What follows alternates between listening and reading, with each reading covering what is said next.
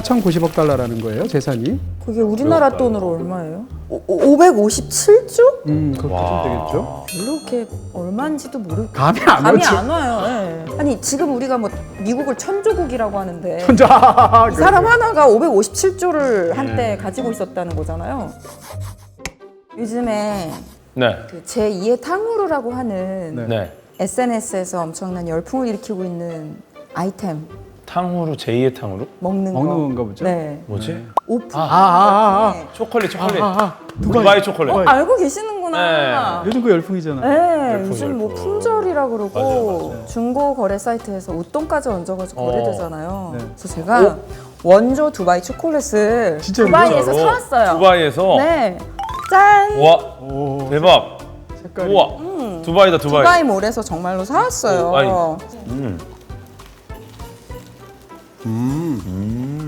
아니 근데 진짜 맛있는데요? 맛은 진짜. 네, 제가 원래 이렇게 단 거 좋아하긴 한데 이렇게 아삭아삭한 맛, 식감이. 그쵸, 그 크런치한 느낌. 저는 초콜릿도 막 크런치를 좋아해요, 크런치를. 그냥 순수 밀크보다. 그런 측면에서 맛있네요. 식감이 좋네, 식감이. 근데 어쨌든 제가 이거를 그냥 드린 게 아니라 물론 요즘 유행하는 이템이라서 가져온 것도 있지만 오늘의 주제가 올드머니입니다. 올드머니. 네, 그래서 머니 냄새가 나는 초콜릿을 가져왔던 거예요. 마인드맵 시작할까요? 예. 자, 올드머니를 주제로 떠오르는 것들 그려봅시다. 아 이게 창작물이라고 쓰신 게 아니고 장착물이라고 쓰신 거죠? 창작물인데. 아 장작물이에요? 난또저 아이언맨이라고 해서 장착물. 아하. 창작물. 장착물이라고 썼네, 진짜. 글쎄. 네. 히히히. 소노모는 뭐죠? 어디. 소노코입니다, 소노코. 소노콘. 네. 소노콘은 뭐예요? 두 분이 모르는 얘기를 해야 되기 때문에 저는 네, 저는 다 했습니다. 네, 써졌습니다. 오늘 주제가 올드머니라고 해서 네. 약간 올드머니 룩으로 입어봤거든요.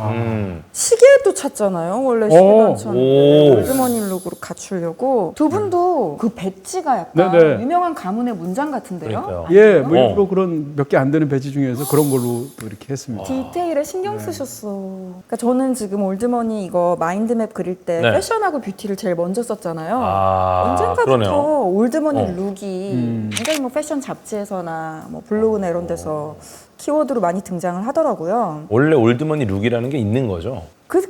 그러니까 올드머니라는 게 어떻게 보면 대대로 뼈대 있는 가문에서 유지해온 어떤 전통 부자의 느낌이잖아요. 네네. 그런 전통 부자들이 입는 세월을 타지 않는 유행을 타지 않는 스타일이 올드머니 룩이겠죠? 이게 제가 알기로 그 올드머니가 전통적인 부자들이잖아요. 네. 근데 이분들이 마음속에 약간 그런 게 있었대요. 그러니까 내가 쌓은 부가 나만이 잘해서가 아니라 가치를 좀 이렇게 독점하면서 쌓아놓은 부가 아니냐, 그런 마음이 좀 있었다고 그러더라고요, 전통적인 부자들이. 그래갖고 이게 그냥 나만의 능력을 얻은 게 아니라 누군가 희생들을 담보로 했다.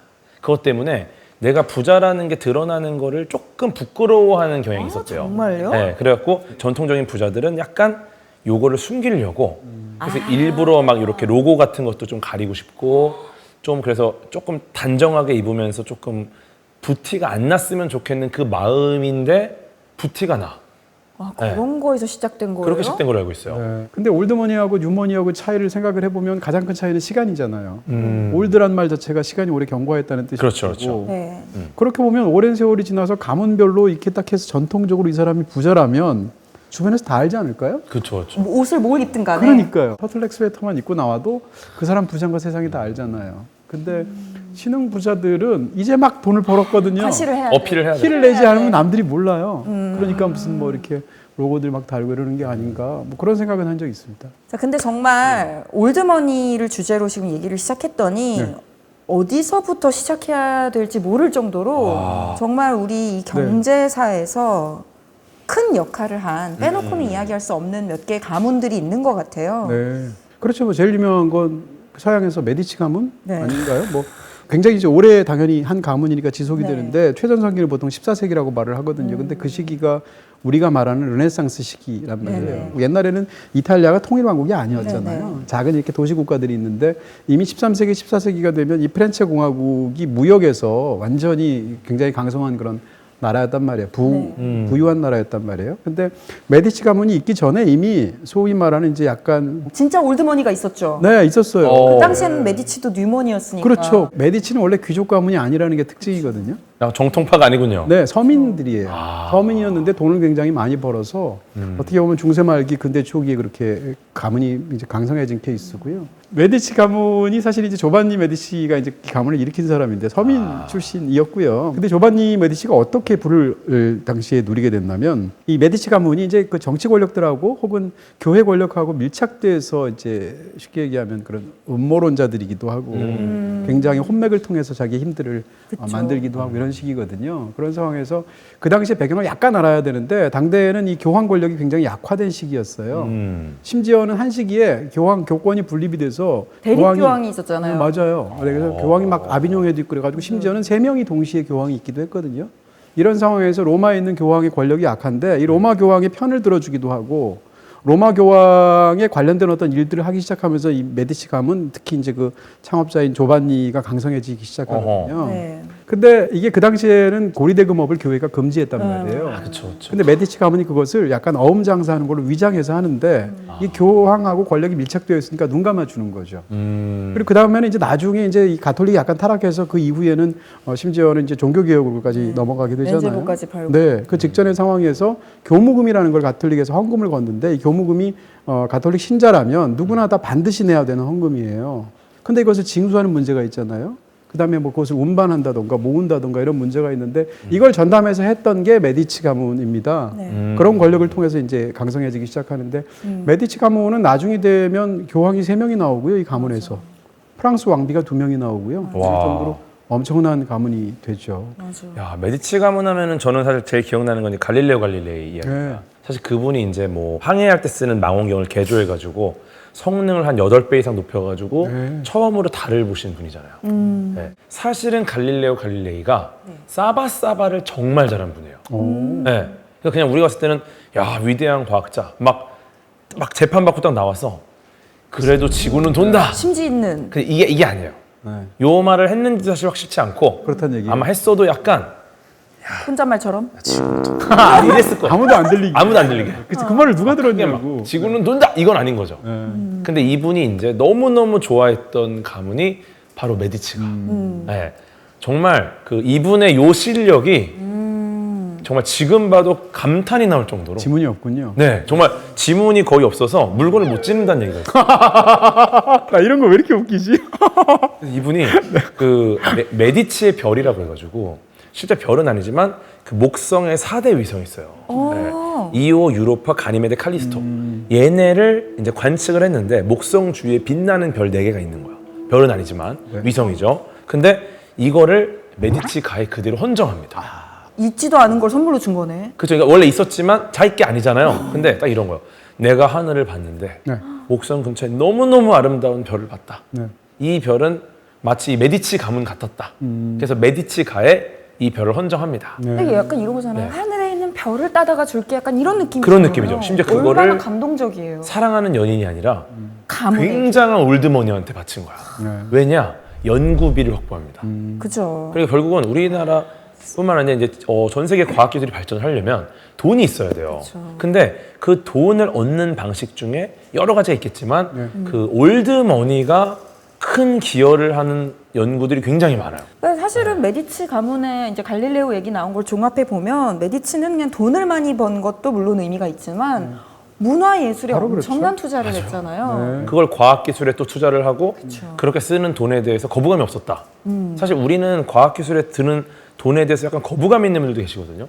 근데 갈릴레오 이걸 정말 잘했고 메디치가 또 이걸 지원해줬고 이 쿵짝이 잘 맞아서 어떻게 보면 굉장히 빠르게 과학이 발전했다. 메디치가 르네상스와 중세 시대의 네. 올드머니라면 네. 또 근대로 와서는 아까 쓰신 로스차일드 로스차일드. 가문이 나오죠, 유럽에서. 창업자 자체가 워낙 그 유명한 사람이기도 하겠습니다.만 이 사람한테 아들이 5이 있었거든요. 네. 이 가문의 결정적인 원리가 뭔가 하면 전 유럽적인 맥 자체인데 네트워크. 5명의 형제를 이 아버지가 재산을 일군 다음에 재산을 나눠주면서 유럽 각국의 중요한 도시 5개를 선정하고 어. 거기다 파견시켰어요. 와. 자기 아들들을. 그러니까 장남은 프랑크푸르트를 주고요. 뭐 셋째한테는 런던을 주고 이런 식으로 해서 지점을 가서 자기 만들도록. 그래서 이 5 형제가 성공하게 되는데 그 중에 결정적으로 셋째인 이 나탄이라는, 영어로는 이제 네이선이 되겠죠. 아까 적혀 있더라고요. 네. 나탄. 근데 나탄이라는 사람에 관한 너무너무 재밌는 일화가 있어요. 이 사람이 이제 영국에 그렇게 가서 런던에서 살게 되고 네. 부를 가지고 이제 활동을 하고 이제 사업을 하게 되는데 17년 만에 2,500배로 자산이 불었다는 거 아니에요? 오. 이 사람이 결정적으로 재산을 불렸던 건 하나의 계기가 됐던 사건이 1815년도에 있는데 그 워털루 전투가 있어요. 바로 그거죠. 네. 네. 그러니까 워털루에서 이제 워털루가 지금 벨기에에 있거든요. 벨기에에서 워털루에서 나폴레옹과 영국군과 뭐 또 여타해가지고 같이 영국과랑 싸우게 됐단 말이에요. 근데 이 나탄이라는 사람이 이제 당시에 어떤 일을 했냐면 그 당시에 이제 이 금융업에서 중요한 것은 이제 국채란 말이에요. 네. 영국 국채 같은 걸 사들이고 싼 값에 비싼 값에 팔고 이런 식으로 해서 그게 하는 굉장히 중요하게 되는데 이 전투의 향배에 따라서 영국 국채 값이 달라질 상황인 거죠. 왜냐하면 나폴레옹한테 졌다? 그럼 당연히 영국의 위세가, 네, 국채 값이 떨어질 거 아니에요. 그렇죠. 이겼다 그러면 엄청난 거 아니에요. 어허. 초미의 관심사인 상황에서 나탄이 어떻게 했냐면 워털루 전투가 있는 상황에서 아침마다 새벽마다 영국의 항구로 가는 거예요. 그래서 네덜란드에서 오는 배 선원들한테 물어봅니다. 워털루 전투가 어떻게 그때는 됐는지. 이제 인터넷도 없을 때니까. 없던 시대니까. 혹은 경우에 따라서는 사람을 심었다는 얘기도 있고요. 혹은 네덜란드 신문을 입수했다는 얘기도 있어요. 그렇게 해서 새벽에서 알고 나서 영국이 이겼다라는 걸 제일 먼저 알게 된 거예요. 그럼 보통의 투자가라면 어떻게 하겠습니까? 그 상황에서 국채를 사지 않겠어요? 빨리 사가지고. 근데 이 사람은 그것보다 한 수 더 높은 사람이에요. 그래서 국채를 거래하는 곳에 갑니다. 새벽에 일찍 가가지고 문을 열자마자 들어가는데 일부러 우거지 죽상을 하고 가는 거예요. 그리고 막 심각해하면서. 그러고 나서 국채를 사는 게 아니라 국채를 다 팔아요. 그러니까 같이 있던 또 다른 자본가들 입장에서 보면 저 사람 원래 정보에 빠른 사람인데 영국이 졌다는 정보를 어디서 입수했나 보다라고 생각해서 나머지 사람들이 패닉이 됩니다.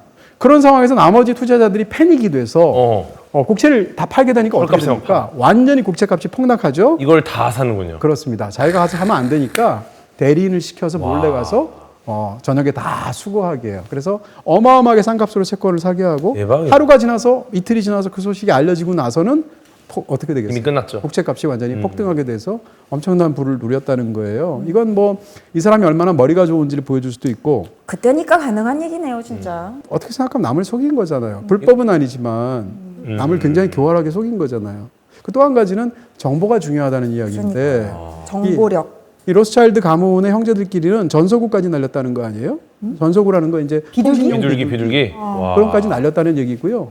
그 다음에 유럽 전역에 당시에는 수송시단 이런 것이 제대로 발달이 안 된 시대도 이 로트실드 가문의 마차나 배나 이런 거는 끊임없이 계속 움직였다는 거죠. 근데 이게 사실은 당시에 유대인들이 박해를 받던 시대이기 때문에 서로가 연결될 수밖에 없는 그런 집단이었거든요. 똘똘 뭉쳐야 오히려 더 되고. 긴밀하게 예. 디아스포라니까. 맞아요. 이렇게 해서 로스차일드 가문이 엄청난 성공을 거두게 되고 제가 볼 때는 지금 메디치도 어쨌든 교황과의 또 종교적인 어떤 맞습니다. 유착으로 네. 금고를 관리하고 이러면서 돈을 벌었고 로스차일드도 맞아요. 금융거래에 굉장히 또 교활한 면이 있었고 머리가 밝았고 네트워크가 있었기 때문에 돈을 벌었다면 이제 등장하는 록펠러야말로 정말 사업가적으로 돈을 번 거 아닌가요? 네. 하여튼 지금의 어떤 현대적인 개념에서의 기업가 정신을 발휘해서 맞습니다. 돈을 번 사람이 록펠러인 것 같아요. 그래서 아까 제가 저기다 이제 55, 43 이런 걸 썼는데 존 데이비슨 록펠러라는 사람인데 경우에 따라서 그것은 이제 카운트하기가 어렵지만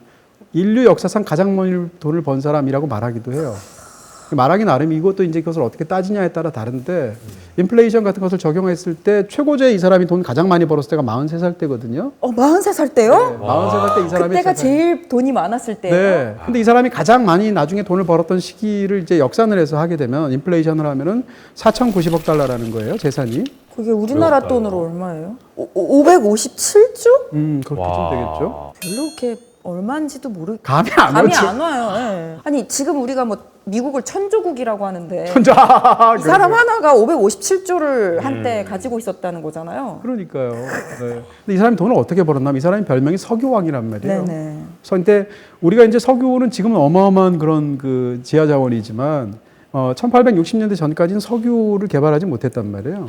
그러다가 한 1859년, 60년이 되면 처음으로 석유에서 등유를 통해서 불을 붙인다는 걸 알 수가 있게 되는 거예요. 조명으로 쓸 수 있다는 걸. 그 전까지는 그럼 불을 어떻게 했느냐? 고래 기름으로 했거든요. 그래서 포경선들이 태평양 대서양 가서 고래잡이를 했었던 거예요. 근데 그런 상황에서 석유가 이제 핫하다라는 것을 너무 잘 꿰뚫어 본 거죠. 네. 그리고 16살에 이제 처음 회사를 견습생으로 들어가게 되는데 들어갔는데 1년 후에 승진을 해요. 그래서 회계 쪽에 보조 업무를 맡게 되거든요. 근데 강부를 보니까 자기 전임자가 자기보다 월급을 4배를 더 받은 거예요. 어? 그러니까 화가 나잖아요. 똑같은 일을 그렇죠. 하는데. 그래서 따집니다. 사장한테. 아니 전임자가 보니까 4배를 더 받는데요. 그러니까 너는 나이도 어리고 뭐 저거 경력이 짧잖아. 안 돼. 그것만 받아라고 하니까 화가 나서 직장을 그만둬요. 아. 그리고 나서 이 사람이 이제 창업을 해서 돈을 벌기 시작해서 석유왕까지 되는 건데 석유왕이 되면서 온갖 불법을 저지릅니다. 예를 들면 이 사람이 석유를 채굴 한 게 아니고요. 정유업을 한 거란 말이에요. 정유업을 하고 또 송유관을 깐단 말이에요. 네. 미국의 광대한데 송유관을 깔려면 지나가는 곳에 허락을 받아야 되잖아요. 관청이든 네. 주인이든. 근데 관청에서 허락을 안 해줘요.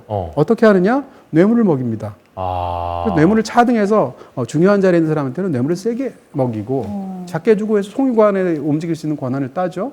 그다음 경쟁자가 초기에는 난립하잖아요. 경쟁자를 어떻게 하냐면 예를 들면 석유를 갑자기 출하를 해서 뭐 덤핑을 시켜서 떨어뜨려서 망하게 하면 헐값에 기업을 사들이든가 트러스트를 만들죠.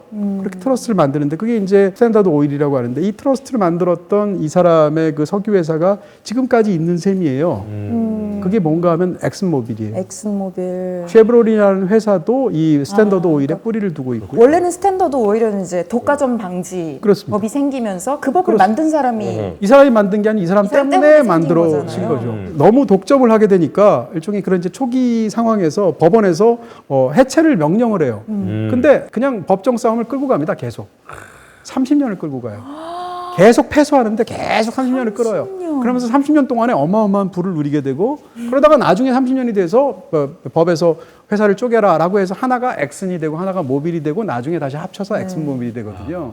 이런 식으로 어떻게 보면 정말로 수단과 방법을 가리지 않게 돈을 벌죠. 그러다가 바로 55살이 됐는데 네, 이 사람이 병원에 갔는데 암 선고를 받습니다. 그래서 암 선고를 받아서 의사가 1년밖에 못 삽니다라고 말을 해요. 시한부 통보를 받는구나. 그렇습니다. 자기가 죽을 거라고 생각했어요. 그런 상황에서 기가 죽어서 병원을 다닙니다. 근데 어느 날인데 병원 복도에 이렇게 흔한 글귀가 써 있는 거예요. 받는 것보다는 주는 게 더 행복하다라는 글귀를 보게 됩니다. 평상시는 다 그냥 지나쳤겠죠. 근데 자기가 이제 죽을 거라고 생각하니까 그 말을 보고서 뭉클한 마음을 갖게 돼요. 그렇죠. 그랬는데 병원 복도에서 막 이상한 소리가 나는데 보니까 굉장히 가난한 사람이 딸을 입원을 시켜야 되는데 돈이 없어서 입원을 못 시켜요. 병원에서는 돈이 없으니까 너네 무슨 소리야 나가 이렇게 되게 되는데 그걸 보고 마음이 안타까워서 몰래 자기를 밝히지 않고 그 소녀가 완치될 때까지 돈을 댑니다. 소녀가 완치가 돼요. 네, 이게 이제 록펠러 자서전에 나오는 얘기인데요. 그렇게 해서 이 소녀가 완치되는 순간 자기 인생에서 가장 큰 행복을 느꼈다는 거 아니에요? 그리고 자기는 곧 죽잖아요. 그래서 이 사람이 그때부터 완전히 인생을 돌변해서 그때부터는 자선 사업에만 집중하게 됩니다. 근데 이게 1년일 줄 알았는데 43년. 44년 시한부 선고를 받은 이후로 43년을 더 어떻게 생각하면 선행 때문에 뭐 그냥 어떻게 믿는 사람들은 목숨이 연장됐구나. 게티도 네. 저는 게티를 썼거든요. 게티 미술관도 맞아요. 게티. 네, 게티도 마지막에 노블리스 오블리주 많이 실천하면서 이제 좋은 이미지로 남아 있잖아요. 자선 활동가 이런 그게 식으로. 이제 진폴 게티의 사례를 가지고 영화를 만든 게 있어요. 올더머니라는 영화. 저도 적었어요. 올더머니. 보셨어요? 네, 봤어요. 정말 영화 피도 눈물도 실화잖아요, 없잖아요. 실화. 네. 이 사람이 이제 게티도 20세기의 석유왕 중에 한 명, 석유로 돈을 번 석유 재벌인데 거기 보면 게티의 그 영화 속의 상황이기도 하고 실제 손자가 이 납치가 되거든요. 그래서 얼마를 달라라고 하는데 손자의 몸값을 협상을 안 해요. 돈이 아까워서. 나중에 협상을 해서 계속 돈을 깎으려고 그래요. 목숨이 왔다 갔다 하는데. 목숨이 왔다 갔다 하는데. 그리고 결국 몸값을 지불하게 되는데 몸값에서 세금 공제가 되는 부분까지만 자기가 내요. 그 계산기를 두드리는 거죠. 네. 그 다음에 세금 공제가 되는 값으로 안 되고 추가되는 돈이 있잖아요. 그럼 자기 손자니까 아들한테 그 돈을 부담시키는데 빌려주는 아들한테 심지어는 4% 이자를 받고 빌려줘요. 그래서 그 몸값을 지불하거든요.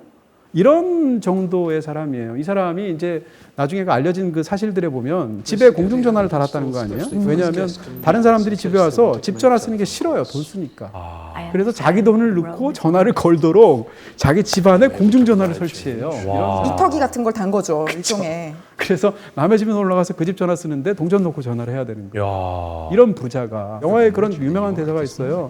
아니 돈을 대체 얼마까지 벌어야 만족할 수 있습니까? 라고 하니까 뭐 이렇게 얘기합니다. What would it take? I mean, what would it take for you to feel secure? More.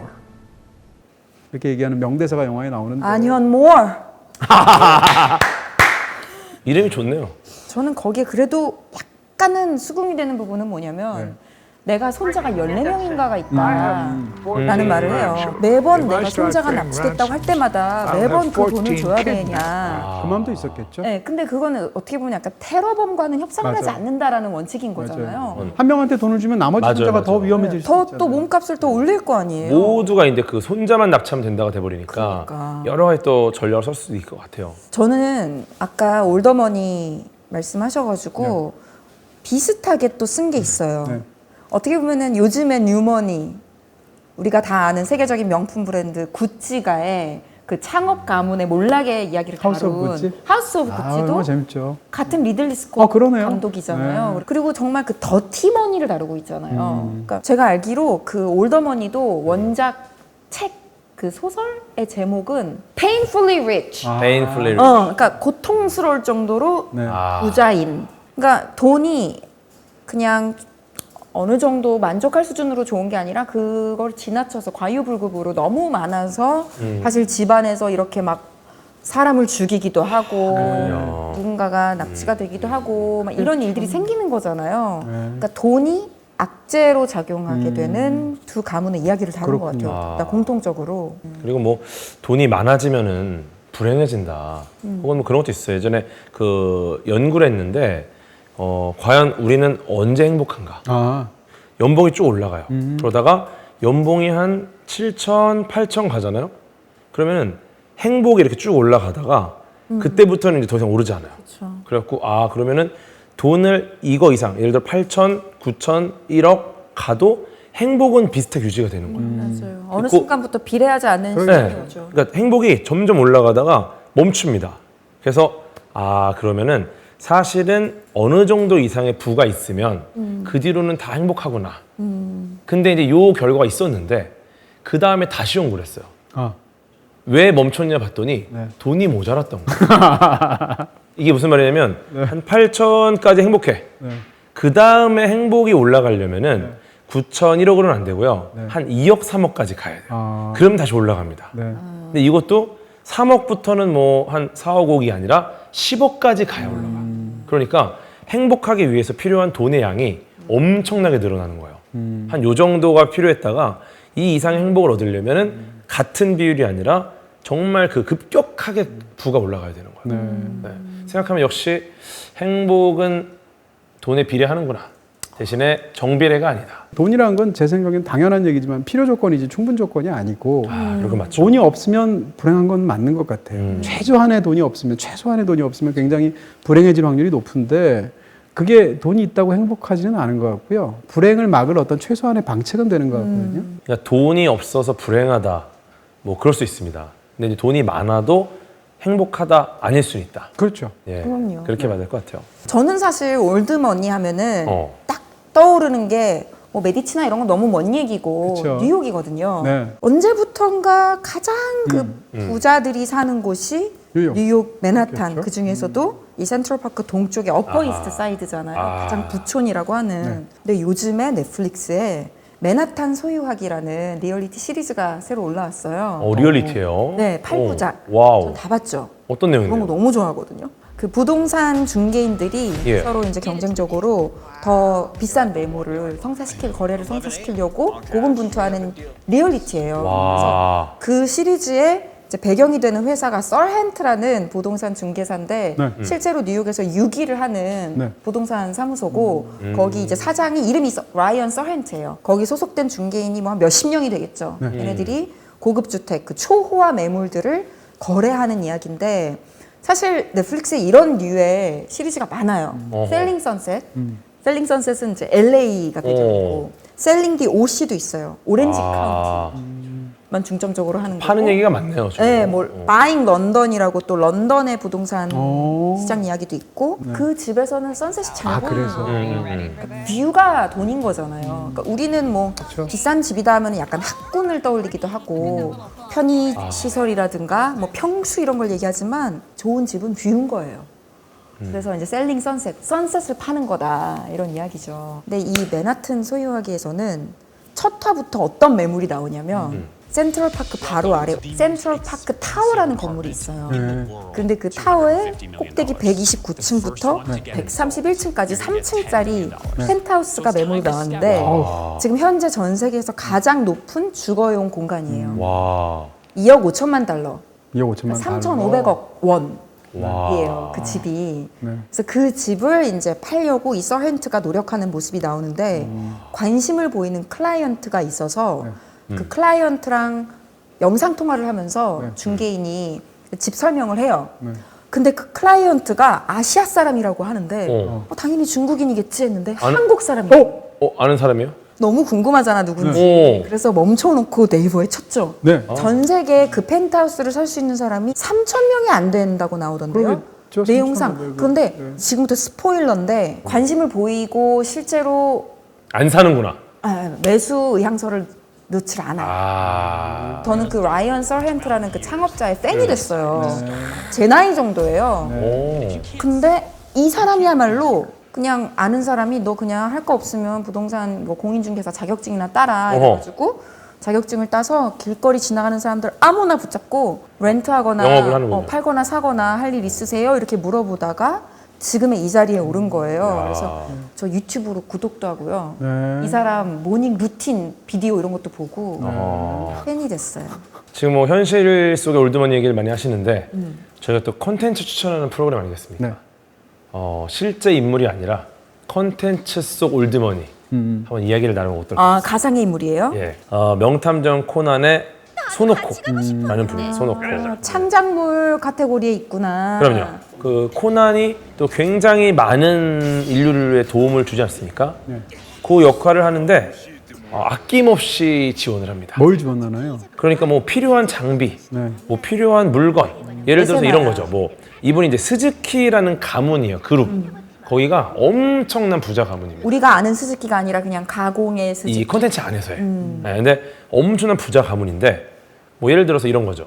뭐 호텔에서 사건이 났어. 그러면 이제 여기서 뭔가 사람들이 피해를 입을 수도 있고 이걸 빨리 해결을 해야 되는데 문제가 생길 수 있어요. 그럼 이제 딱 소노코가 등장을 해서 편안하게 수사하세요. 오늘 이 호텔 샀습니다. 이런 느낌인 거야. 또 이분도 올드머니의 굉장히 대표적인 모습을 보이는 이유가 그 권위가 없어요. 엄청난 부잣집 딸인데 굉장히 겸손하고 누구와도 격이 없이 지냅니다. 네. 궤도님이 생각하는 올드머니는 굿머니인가 보다. 배드머니는 아니겠죠? 그러니까 그래서 올드머니라고 하는 맞아요. 거니까. 네. 그 창작물 속 캐릭터 말고 네. 과학계에 또 과학 발명으로 부자가 된 인물들도 많으니까 우리 실존 인물들 얘기해 볼까요? 너무 좋죠. 사실은 오늘 말씀드릴 이 올드머니 과학자, 저는 이제 제임스 클러크 맥스웰. 네, 제임스 클러크 맥스웰이라는 과학자가 있습니다. 맥스웰 방정식. 맥스웰 예, 맞아요. 이름부터가 일단 분해가 나요. 그쵸. 맥스잖아, 맥스. 맥스. 자산이 맥스. 맥스웰. 왜? 왜 또 우물이기도 해. 거기에 금화가 가득 찼다고 생각해 보세요. 웨이빙 할 때 왜? 제가 알기로 이제 맥스웰이 스코틀랜드 그 에딘버러 네. 그쪽에서 태어난 금수저입니다. 그래서 이분이 집 자체가 부유한 것도 있는데 정말 천재였어요. 그러니까 어릴 때부터 얼마나 좋은 수준의 교육을 받았을까. 그래서 이분이 제가 알기로 14살일 때 타원체 관련된 논문을 씁니다. 그 논문이 과학자들한테 충격을 줄 정도로 굉장히 좋은 논문이었어요. 그러니까 이미 타고난 게 천재예요. 근데 집안이 집안도 좋으니까 잠재력을 100% 발휘할 수 있는 환경이 된 거죠. 네, 그래서 이 맥스웰이 마이클 패러데이라는 과학자를 만나거든요. 재밌는 게 맥스웰과 완전히 반대되는 캐릭터입니다. 예를 들어 맥스웰은 올드머니, 금수저. 그 마이클 패러데이는 굉장히 가난한 흑수저. 흑수저에다가 제대로 된 교육을 못 받아가지고 뭐 10대 때도 쓸 줄을 몰라요. 네, 약간 문맹 비슷한 거죠. 네. 근데 이제 마이클 패러데이 같은 경우는 교육을 제대로 못 받아가지고 이 친구는 사실은 조금 더 열등생에 많이 가까웠죠. 근데 이 친구는 그냥 본인이 너무 과학을 좋아하는 거예요. 그래서 무작정 그 마을에 찾아온 과학자를 따라가서 조수를 써달라. 그래서 그분의 연구실에서 조수가 됩니다. 근데 이분이 대단한 건 뭐냐면은 어떻게 보면 대표적인 흑수저인데 흑수저라서 가능했던 것 같아요. 왜냐면은 이분이 한 게 전자라는 게 있었고 전기라는 게 있었어요. 그 당시에도. 근데 이게 이론적으로만 있었어요. 실제로 우리가 지금처럼 뭐 쓸 수 있는 느낌은 아니었어. 그냥 그런 것이 존재할 것이다. 근데 이제 대부분의 금수저, 천재 과학자들은 실험을 하다 포기합니다. 왜냐하면 이게 안 될 것 같잖아. 우리가 한 10번 했는데 안 되면 어떡해요? 11번 해야죠. 보통 똑똑한 사람들은 절대 그렇게 하지 않아요. 똑똑한 사람들은 한 3번 해보면 각이 나와요. 안 되겠구나. 야, 끝. 적자. 이건 안 돼. 근데 마이클 패러데이 똑똑하지 않아요. 이분은 그냥 합니다. 아니, 난 될 것 같은데? 그래서 조롱도 많이 받아요. 야, 너 아직도 그거 하고 있냐?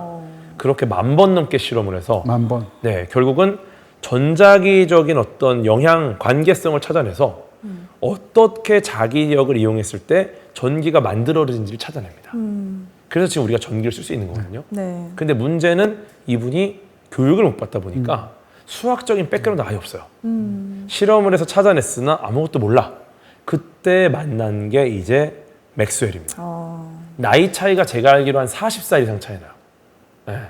그래서 나이 차이가 정말 많이 나는 젊은 과학자인데 맥스웰이 패러데이 연구와 그 외의 다른 과학자 연구를 총망라해서 하나로 정리를 해서 맥스웰 방정식을 만들죠.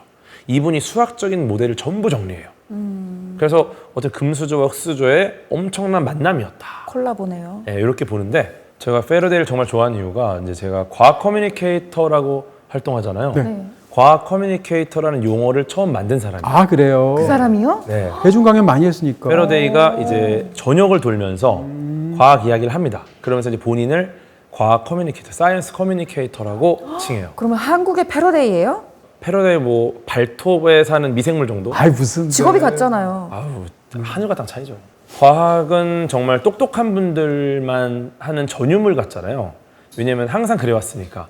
뉴턴, 아인슈타인 뭐 이런 분들이 천재들만 하는 것 같아요. 네, 획을 그었잖아요. 근데 이 패러데이의 이야기를 듣기 전까지는 저는 아이들한테 과학을 왜 해야 되지라는 질문이 들어왔을 때 답을 못했어요. 예를 들어서 부모님들이 이러는 거예요. 아니, 어차피 전교 1, 2등 애들이 과학하는 거지. 우리 애가 과학을 왜 배우냐? 무슨 의미가 있냐? 어차피 뭐 뉴턴, 아인슈타인 같은 애들이 하는 거지, 과학은. 근데 할 말이 없는 거예요, 정말. 생각해보니까 그러네. 근데 패러데이가 그 말을 한 거죠. 과학자는 정말로 그 천재도 필요하지만 자기처럼 천재가 아니었기 때문에 할 수 있는 영역이 있는 거예요. 네. 그러니까 패러데이는 본인 같은 과학자를 이 세상이 놓치지 않았으면 좋겠어요. 네. 왜냐하면 패러데이 같은 천재가 아니고 끈기만 있었던 실험 물리학자가 없었다면 우리는 전기를 아직도 못 쓰고 있을 거다.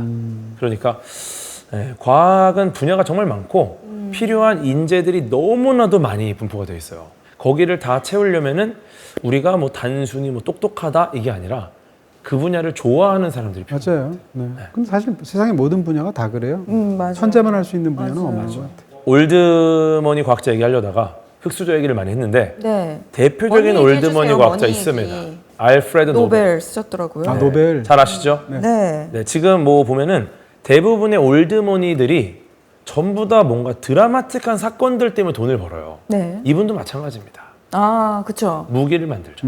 네. 그 사실은 노벨 같은 경우가 실제로 이런 사업을 하던 집이었어요. 그래서 쫄딱 망합니다. 그리고 굉장히 힘들게 살다가 다시 본인의 힘으로 일으킨 사람이에요. 네. 여러 실험도 많이 했었고 아이디어를 냈었고 그러다가 어떻게 해야 안전한 폭발물을 만들까? 네. 네, 이 고민을 하다 나온 게 다이너마이트입니다. 사실 예를 들어서 우리가 인류가 어떤 문명을 만들 때 부수고 허물어야 되잖아요. 이게 과거에는 어려웠어요. 왜냐면 사람의 힘으로는 안 되죠. 폭발물을 쓰고 싶은데 폭발물의 문제가 뭐냐면은 너무 위험해. 시도 때도 없이 터지니까. 그러니까 폭발물이라는 게 우리가 쓸 수 있으려면은 내가 원하지 않을 땐 터지지 않아야 돼요. 근데 기존의 폭발물은 지가 터지고 싶을 때 터져요. 위험해. 얘가 언제 터질지 모르니까 보관도 힘들고 운송도 힘들고 사용 자체가 어려운 거죠. 근데 이제 다이너마이트는 정확하게 내가 원할 때 터지게 설계를 합니다. 그래서 이게 뇌관이라는 걸 이용해요. 네. 그러니까 작은 폭발이 실제 폭발까지 이어지게 만드는 거죠.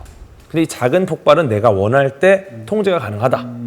요 아이디어인데 요게 정말 엄청나게 세상을 다 바꿔요. 글로벌 기업을 실제로 만들었고 근데 저는 이분이 진짜 과학계 올드머니였고 돈을 정말 많이 벌었고 그리고 사실은 그냥 여기서만 끝났으면 다른 금수저 과학자예요.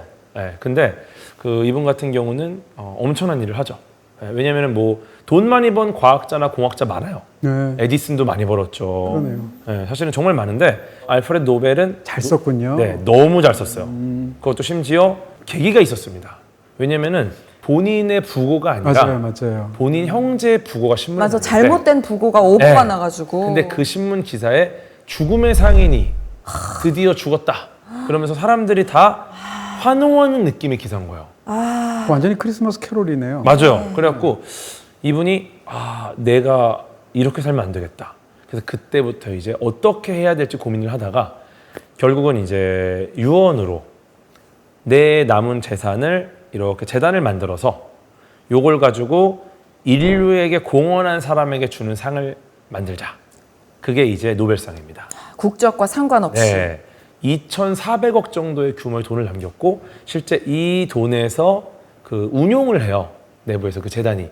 그렇게 해가지고 운용된 돈으로 수익을 얻으면은 그 수익금으로 노벨상 상금을 합니다. 그래서 상금이 매년 바뀌어요. 그죠. 야, 이때 별별 일이 다 있었어요. 왜냐면은 엄청난 돈을 자국이 아니라 그러니까. 전 세계 누군가든 공헌하면 주겠다잖아요. 그런 상이 그때 처음 나온 거잖아요. 그쵸. 글로벌하게 전 세계를 대상으로 한 상. 근데 그 당시 그 나라에서는 막 엄청 비난을 하는 거죠. 그러면서 막 그 이 유언을 집행하는 변호사한테도 엄청나게 공격을 하고 결국 그렇게 위대한 상을 만들었기 때문에 지금의 노벨상의 이 품격이 너무 높죠. 그렇죠. 진짜 멋있는 네. 것 같아. 정말 어떤 상도 따라갈 수 없고 그래서 정말 저는 이 노벨이 진정한 올드머니다. 그래서 저는 오늘 올드머니 관련해서 네. 콘텐츠 추천을 드리고 싶은데 개인적으로 그 이제 영화나 만화나 이런 게 아니라 좀 새롭게 TVN의 벌거벗은 세계사 알프레드 노벨 편을 보시면 네. 어떻게 노벨이 나와요? 제가 나옵니다. 우리가 뭐 콘텐츠 추천이니까. 아니 왜냐면은 제가 알프레드 노벨 관련된 뭐 책이나 콘텐츠를 많이 찾아봤는데 네. 사실은 이 교양 방송만큼 잘 된 게 없었어요. 그리고 실제로 역사가 유실된 게 많다 보니까 그래서 요거를 정말 전문가들이 잘 이렇게 팩트 체크도 하고 정리를 해서 나온 게 벌거벗은 세계사 알프레드 노벨 편입니다. 좋아요. 우리가 너무 해외 얘기만 했나? 한국적인 뭐 올드머니는 없을까요? 범죄와의 전쟁? 저 굉장히 잘 만든 영화라고 생각하고요. 한국에서 어떤 그런 인맥이라든지 소위 이제 줄, 백 이런 것들이 어떻게 작용하는지에 대해서 굉장히 비판적인 그런 관점이 투영됐잖아요. 범죄와의 전쟁의 주인공은 서양 갱스터 영화를 봐도 이런 주인공은 없어요. 최익현이라는 이제 최민식 씨가 연기도 너무 잘했지만 이 인물의 강점이 뭔가? 갱스터 영화들이 보통 강점이 있잖아요. 뭐 잔인무도하다던가 뭐 칼을 쓰는 능력, 총을 쓰는 능력 뭐 등등까지. 최익현이라는 인물이 유일하게 잘하는 건 줄을 대는 거예요. 이 사람이 원래 직업이 뭔가 하면 극 중에서 건달이 아니고 반달이라고 그러거든요. 이 사람 원래 세무 공무원이에요. 세관원이었는데 거기서 타락을 해서 약간 이제 하다가 결국은 조폭한테까지 이렇게 연기가 된 거죠. 그러니까 이 사람의 특징은 그냥 싸움을 잘하는 것도 아니고 돈이 많은 것도 아니고 오로지 경주 최씨 충렬공파의 후손이다라는 건데 그게 대단하다기보다는 그거를 특정 사회에서 연출로 삼는 거죠. 극 중에 하정우 씨라든지 이런 사람들에 대해서. 그래서 만나면 누가 최 씨라고 그러면 어디 최 씨입니까? 이렇게 해서 말을 한다던가. 내 일할 줄 알았다. 그 향배할 때 배가 그 배차 돌림 아닙니까? 경주 최씨 중렬공파 30. 근데 사실은 이렇게 서열 따지고 줄 따지고 맥 따지고 하는 것이 조폭들이 그렇잖아요. 어떻게 생각한다면 이 양자가 결합한 건데요. 그러니까 부패한 정치 권력이 있을 수도 있고 부패한 뭐 경제 권력이 있을 수도 있고 거기다 조폭이 있을 수 있는데 이 연계를 보여주는 거죠. 이 영화를 만든 감독이 윤종빈 감독인데 윤종빈 감독이 어렸을 때 아버지가 경찰관이었대요. 근데 아버지가 경찰관이라는 이유 하나만으로 사돈의 팔촌까지 다 청탁을 했대요. 그래서 어려서 그걸 보면서 지긋지긋했다는 건데 그러니까 경찰관이든 검사든 의사든 무엇이든 다 백을 통해서 뭔가를 해결하려고 하는 한국 사회의 병리 현상이 있었잖아요. 거기에 대해서 굉장히 비판적인 시각을 보여주기도 합니다. 올드머니들의 그 허다한 자선 사례들이 있는데 한국에도 그런 사례가 있잖아요. 경주 최부자라고 하는 가문이 있단 말이에요. 근데 경주 최부자라는 가문은 원래 임진왜란에서 의병장이었던 사람이 그 이후에 이제 이 사람이 무관임에도 불구하고 이렇게 이제에 밝아서 가문을 일으켰어요. 그래서 부자가 된 그런 가문인데 네. 이 가문이 한 3대쯤 내려오게 되면 어떤 일이 벌어지게 되나 하면 이제 그게 이제 숙종 때인데 어마어마한 기근이 들어가지고 옛날에는 이제 굶어 죽는 경우들도 많지 않습니까? 그런 상황이 된 거죠. 근데 이 3대째 내려오는 이 사람이 이 경주 최씨 가문에 있는 사람이 예전부터 교육을 그렇게 받아오기도 했고 이 집에 가훈이 몇 가지가 이제 정형화된 6가지인가 7가지의 가문이 있는데 대표적으로 이런 거예요. 사방 백리 안에 굶어 죽는 사람이 없게 하라. 이런 가훈이 있어요. 와. 그리고 제가 굉장히 인상적으로 본 가훈은 이런 거예요. 흉년에는 땅을 사지 마라 이런 것도 있어요. 왜 그럴까? 흉년에 땅을 누가 팔겠습니까? 어려운 사람. 너무 힘들어져 가지고 땅마저 팔 수밖에 없죠. 되게 숭고하다. 그렇죠. 저는 그게 너무 감동적인데 남이 너무 어려운 처지가 내서 땅을 헐값에 팔 수밖에 없잖아요. 약간 노블리스 오블리제 같은. 그렇죠. 완벽한 노블리스 오블리주죠. 그런 측면에서 굉장히 인상적인 것 중에 하나는 이 경북 지역인데 경주가 그렇잖아요. 한때는 경북 지역의 인구의 10%가 이 가문에서 도움을 받았다는 얘기도 있어요. 와. 어마어마하잖아요. 19세기가 되면 밀란의 시대가 되잖아요. 부자들을 뭐 이렇게 공격하기도 하고 하는데 이 최부자 가문은 공격받은 적이 없대요. 왜냐하면 주변의 평판들이 너무 다 인정을 하고. 그렇기 때문에.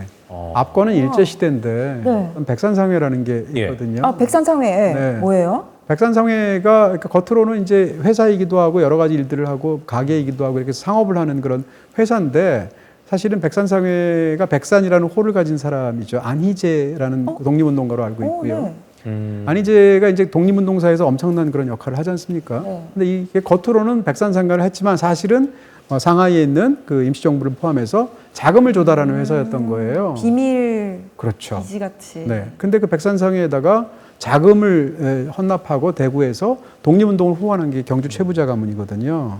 최준이라는 사람인데, 근데 이 사람이 굉장히 이제 이 스토리에서 아주 감동적인 건 저는 이거예요. 백산을 너무 흠모하고 네. 조국에 대한 애국심이 강해서 자금을 이쪽을 통해서 가는 거잖아요. 그래서 돈을 많이 줬단 말이에요. 주면서도 속으로는 아유, 한 반 정도라도 가면 정말 다행이겠다 이렇게 생각했대요. 수십 년 동안. 왜냐하면 뭐 배달 사고가 있을 수도 있고 당신은 워낙 어려우니까 본인이 좀 비용 같은 걸 빼놓을 수도 있잖아요. 네. 경우에 따라서는. 근데 이 사람이 결국은 이 백산이 이제 일제 말기에 고문으로 죽거든요. 죽게 되는데 그러고 나서 해방이 됐죠. 그 최준이 김구를 만나게 됩니다. 김구 선생을 만나게 되는데 김구 선생이 이제 최준한테 와서 이렇게 끌어안으면서 아 너무너무 감사했다. 라고 하면서 그동안 독립 그 운동을 하기 위한 자금들이 들어온 장부를 보여줬대요. 그 장부를 본인이 다 봤더니 퍼펙트예요? 정확하게 일치했다는 거 아니에요? 어머, 그래서 감동적이다. 그 순간 최준이 이 백산의 묘소가 있는 쪽을 향해서 통곡을 했다는 겁니다. 조금이라도 의심한 게 부끄러워서. 어머, 우리나라는 아름답다. 되게 우리나라 올드머니는 진짜 아름답네요. 우리나라에 이런 올드머니가 있었다는 것 자체가 자부심이네요. 올드머니 플러스 올드 정, 올드 신뢰, 올드 사랑 다 있네. 자, 그러면은 우리가 추천한 거를 어떤 분들에게 추천하고 싶은지 오늘의 라플 위클리 픽 PR 해볼까요? 네, 저 같은 경우는 이제 TVN 벌거벗은 세계사 알프레드 노벨 편. 본인 나온 편. 예, 저 나온 편입니다. 진정한 올드머니 과학자가 자신이 모은 부를 얼마나 올바르게 사용하는지를 확인해보고 싶은 분. 저는 맨하탄 소유하기 넷플릭스에 있습니다. 지금 2024년 부가 어디로 이동하고 있는지 어떻게 움직이고 있는지 확인하고 싶으신 분, 구경이라도 하고 싶으신 분 보세요. 네, 저는 올드머니 추천드렸는데요. 얼마나 돈이 더 있어야 나는 더 행복해질까를 항상 생각하게 되는데 그게 과연 어떤 의미인지를 한번 되짚어보고 싶으신 분들에게 한번 추천드리고 싶습니다. 네, 저희가 오늘 소개해드린 콘텐츠 중에서 네. 기대되시거나 관심이 가는 콘텐츠가 있으면 트라이브 앱 다운로드 받으셔서 추첨해 주시기 바랍니다. 트라이브 저희가 앱도 하고 깔았습니다. 저도 트라이브 앱 깔았는데. 드디어 깔았습니다. 저도 깔았어요. 저도 다운로드 했거든요. 둘러봤거든요. 네. 라이프 플러스 TV가 이제 자리를 잡으면서 라플 위클리도 많은 분들이 호응을 해주시더라고요. 반응 좋아요 지금 주변에. 아니 주변에서 엄청 얘기 많이. 예, 예. 네, 저도요. 너무 재밌대요. 너무 긴데 긴 줄 몰랐대요. 다 보고 나니까 이렇게 길었어? 재밌다는 뜻입니다. 시간 순삭이었다. 예, 예. 아직 안 하신 분들은 라이프 플러스 TV 좋아요, 구독, 알림 설정 부탁드리겠습니다. 다음 주에 만날게요. 시청해주셔서 감사합니다. 고맙습니다.